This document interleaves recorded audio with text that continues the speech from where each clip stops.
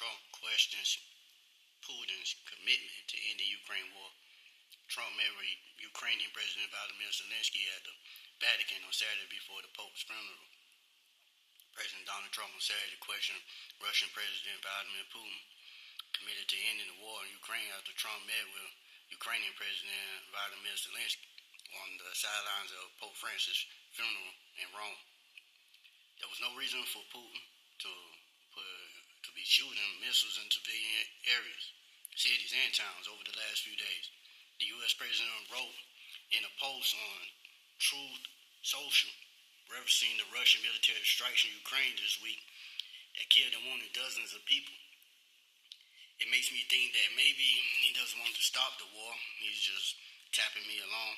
Trump added, suggesting that maybe Putin has to be dealt with difficulties through banking or secondary sanctions.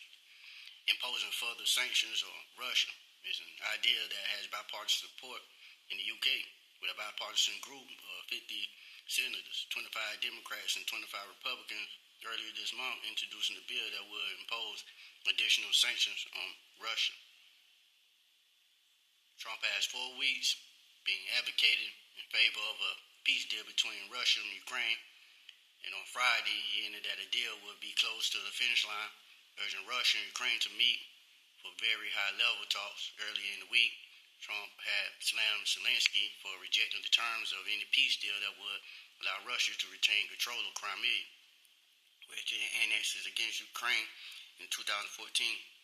In a post on X after meeting with Trump in Rome, Zelensky thanked the American president and called the meeting good and symbolic.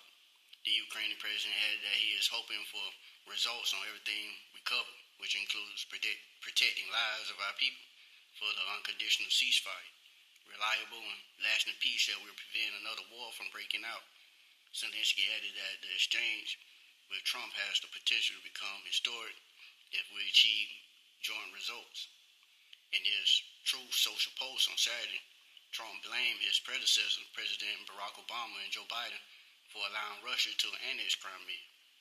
It was Obama who made it possible for Russia to steal Crimea from Ukraine without even a shot being fired, Trump wrote, and later in the post.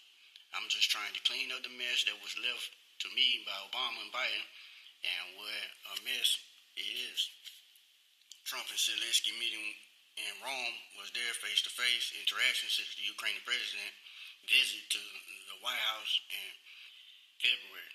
During that visit, an Oval Office meeting devolved into a shouting match between Trump, Zelensky, and Vice President J.D. Vance, with Trump and Vance telling Zelensky he wasn't grateful enough for the United States' continued support in the war.